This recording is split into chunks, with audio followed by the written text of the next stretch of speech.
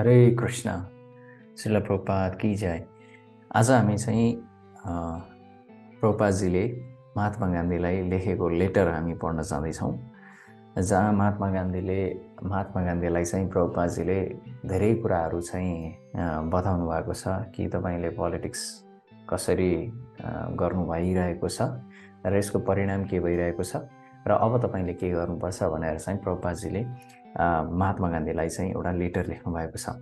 त्यो लेटरमा उहाँले के बताउनु भएको छ भन्दाखेरि म तपाईहरुलाई यसको प्रभुपादजीले महात्मा गान्धीलाई लेखेको लेटर चाहिँ म तपाईहरुसँग शेयर गर्छु।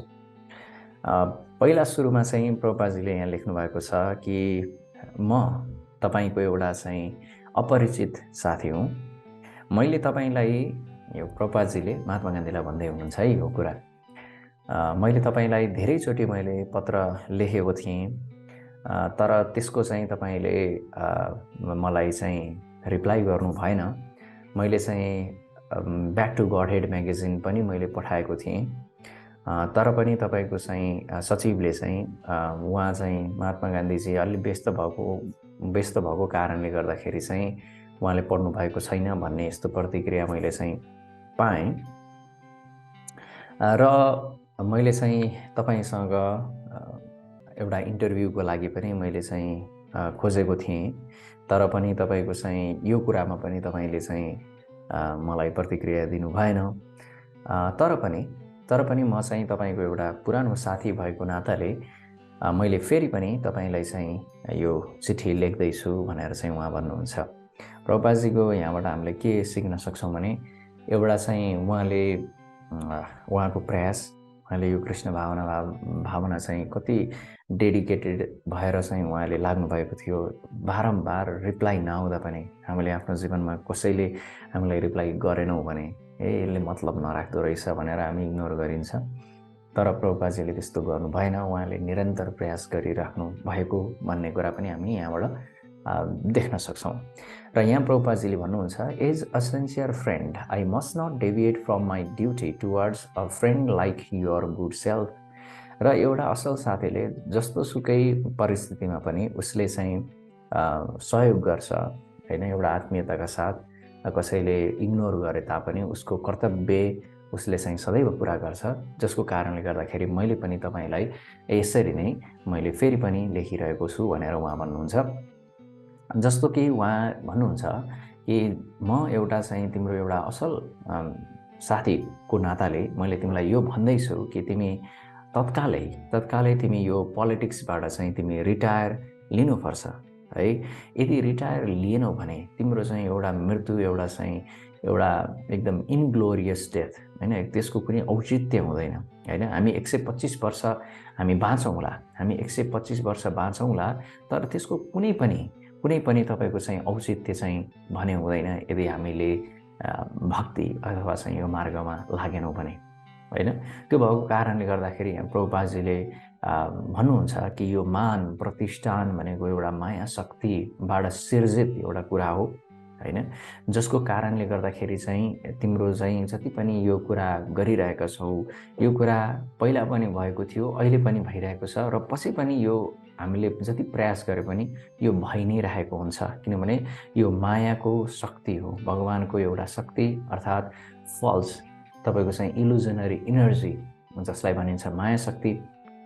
यो शक्तिको कारणले गर्दाखेरि चाहिँ हामी चाहिँ के भइरहेका छौं भन्दा हामी असत्यको कुरालाई चाहिँ हामी बढी भनौं न त्यसलाई चाहिँ कार्यरत हामी चाहिँ रहेको छौं भनेर चाहिँ हामीले यहाँ चाहिँ प्रभुपादजीले भन्नुभएको छ कि तिमी त्यस कुरामा चाहिँ तिमी लागिरहेका छौ, जसको कारणले गर्दा यो असत्य मित्रता, यो असत्य मान प्रतिष्ठान जुन चाहिँ मायाबाट सिर्जित छ, यसलाई चाहिँ तिमीले यो चाहिँ क्षणिक छ।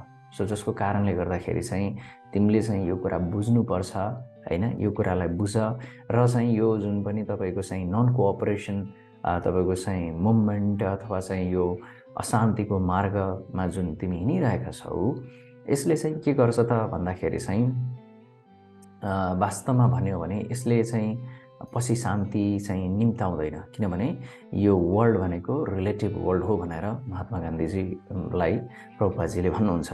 र वास्तवमा यदि तिमीले चाहिँ यो पोलिटिक्सबाट तिमी रिटायर लिएर तिमीले चाहिँ के गर्नुपर्छ त भन्दा यो भगवत गीताको ज्ञानलाई विभिन्न ठाउँहरूमा तिमीले पुर्याउनुपर्छ। र यदि यो गर्यो भने वास्तवमा बल्ल महात्मा जुन शब्दको अर्थ बल्ल राम्रो हुन्छ, किनकि महात्माको अर्थ नै यो हो कि जसले भगवानको बारेमा अरूहरूलाई बताउँछ, सुनाउँछ, त्यो नै वास्तवमा महात्मा हो। यदि चाहिँ तिमीले यो गरेनौ भने तिम्रो पनि एउटा मुसोलिनी, हिटलर, तोजोस, चर्चिल जस्ता जति पनि व्यक्तिहरू छन् यिनीहरूको जस्तो चाहिँ तिम्रो पनि निधन हुन्छ भनेको मतलब त्यति ग्लोरियस डेथ भने हुँदैन। सो जसको कारणले गर्दाखेरि तपाईको चाहिँ अहिले पनि हामीले देख्न सक्छौँ कि जुन पनि तपाईको चाहिँ साथीहरू छन् अहिले ती दुश्मन भइरहेका छन् हैन, दुश्मन भइरहेका छन्, तपाईलाई ठगिरहेका छन्, चिट गरेका छन्, तपाईको हृदयलाई टुटाएका छन् हैन। सो जसको कारणले गर्दाखेरि अहिले हामीले चाहिँ इन्डिया र पाकिस्तान चाहिँ दुईटै तिम्रो चाहिँ युनाइट गर्ने कुरा जुन गरिरहेका छौ, इन्डिया पाकिस्तान भइरहेको छ हैन। तपाईले चाहिँ भारतको लागि चाहिँ तपाईले चाहिँ स्वतन्त्र खोज्नु भएको थियो, तर अहिले त झनै पर्मानेन्टली हामी चाहिँ निर्भर भएका छौँ अन्य तपाईको चाहिँ देशप्रति हैन। सो जसको कारणले गर्दाखेरि चाहिँ हामीले यो कुरालाई हामीले बुझेर हैन हामी चाहिँ भगवान भावित हैन, कृष्ण भावना भावित हुनुपर्छ भनेर चाहिँ यहाँ प्रभुपादजीले बताउनुहुन्छ। र उहाँले यो पनि बताउनुहुन्छ कि यो संसार भनेको चाहिँ रिलेटिभ वर्ल्ड हो भनेको मतलब यहाँ चाहिँ यो द्वैत हो भनेको ड्युअल, र यहाँ कुनै पनि एउटा चाहिँ एब्सोल्युट भन्ने चाहिँ छैन। जस्तो कि अहिंसा छ भने त्यहाँ हिंसा हुन्छ, अहिंसा इज अलवेज फलोड बाई हिंसा। र उज्यालो अन्धकार, अब तपाईको चाहिँ सूर्य प्रकाश तपाईको हुन्छ बिहानमा, त्यस पछाडि अँध्यारो हुन्छ हैन। सो यसरी नै father is followed by the son, बुवा हुन्छ फेरि छोरा हुन्छ हैन, फेरि त्यो छोरा फेरि बुवा हुन्छ, फेरि बुवा छोरा हुन्छ। सो यसरी चाहिँ सो कुनै पनि कुरा चाहिँ एब्सोल्युट ट्रुथ छैन यो संसारमा, यो ड्युअल वर्ल्डमा। सो जसको कारणले गर्दाखेरि चाहिँ तिमीले जुन पनि यो चाहिँ एटेम्प्ट गरिरहेका छौ, युनिटी भनिरहेका छौ, यो युनिटी सदैव चाहिँ तपाईको चाहिँ डिसयुनिटीमा परिवर्तन हुन्छ। एकातिर चाहिँ तिम्रो चाहिँ राम्रो हुन्छ। जस्तो कि उदाहरणको लागि यो यहाँ लेटरमा त लेखिएको छैन, जस्तो कि हाम्रो चाहिँ बिजुली बत्ती बिग्रियो, यो मेरो लागि प्रब्लम हो, अरूको लागि इलेक्ट्रिसियनको लागि यो सोल्युसन भयो, isn't it? So everywhere there is this kind of a things हैन। यो प्रभुपादजीले भन्नुभएको छ कि फलोड बाई डिसयुनिटी, तिमी अहिंसाको मार्ग हिँड्छौ तर त्यहाँ हिंसा भइरहेको पनि हुन्छ। सो त्यही भएर but it is better late than never. कहिले पनि नगर्नु भन्दा, कुनै पनि राम्रो कामलाई कहिले पनि नगर्नु भन्दा ढिलै भयो भने पनि गर्नु राम्रो हुन्छ। त्यो भएको कारणले गर्दाखेरि चाहिँ तिमीलाई यो बुझ्न अत्यावश्यक छ। You must know something about the absolute truth, के सत्य हो भन्ने कुरा चाहिँ तिमीले बुझ्नुपर्छ। र त्यो भएको कारणले गर्दाखेरि चाहिँ यो दैवी माया जुन छ, यो चाहिँ 3 गुणको, यो प्रकृतिको 3 गुणहरू एकदमै गाह्रो छ यसबाट चाहिँ पार पाउनको लागि, जुन चाहिँ भगवत गीताको 7.14मा पनि भनिएको छ। र कथा उपनिषदमा पनि यो कुरा भनिएको छ कि हामीले कुनै एउटा चाहिँ बोनाफाइड तपाईको चाहिँ स्पिरिचुअल मास्टरसँग, गुरुसँग गएर चाहिँ यो कुरा सोध्नुपर्छ हैन, जसले यो तत्त्वलाई बुझेका छन्। तद्विद्धि प्रणिपातेन परिप्रश्नेन सेवया उपदिच्छन्ति ते ज्ञानम ज्ञानिनस् तत्त्वदर्शिन।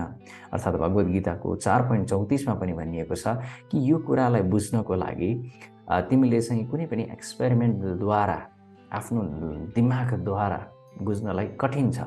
जसको कारणले गर्दा यसलाई बुझ्नको लागि चाहिँ तिमी एउटा त्यस्तो साधुकोमा जानुपर्छ, बोनाफाइड गुरुकोमा जानुपर्छ जसले त्यो तत्त्व बुझेको छ। र तपाईले चाहिँ जुन पनि गर्नुभएको छ आफ्नो तपस्याद्वारा त्यो पनि ठिक छ, त्यसले पनि केही क्वालिटिज त तपाईले ल्याउला हैन, तर त्यसले चाहिँ तपाईको चाहिँ अलिकति के अपलिफ्टमेन्ट ल्याए तापनि तपाईले चाहिँ परम सत्य बुझ्नको लागि भने त्यसले चाहिँ गर्न पनि सक्ला, नगर्न पनि सक्ला। त्यो भएको कारणले गर्दाखेरि चाहिँ हामीले पनि यो कुरा बुझ्नुपर्छ कि हामी त्यो क्षणिक कुरामा चाहिँ हामी सन्तुष्ट हुनु भने हुँदैन। हामीले चाहिँ सत्यको लागि, एब्सोल्युट ट्रुथको लागि हामी प्रयास गर्नुपर्छ भन्ने कुरा चाहिँ यहाँ प्रभुपादजीले भन्नुभएको छ।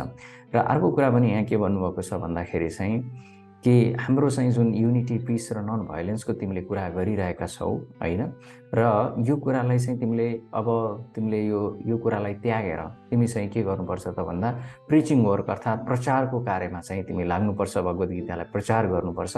तर कसरी प्रचार गर्नुपर्छ त भन्दा कुनै पनि एउटा चाहिँ आफ्नो मत नराखिकन, आफ्नो राय नराखिकन, जस्तो छ त्यस्तै एज इट इज जुन कृष्णले बताउनु भयो र अर्जुनले बुझ्नुभयो त्यो कुरालाई एज इट इज प्रस्तुत गर्नुपर्छ।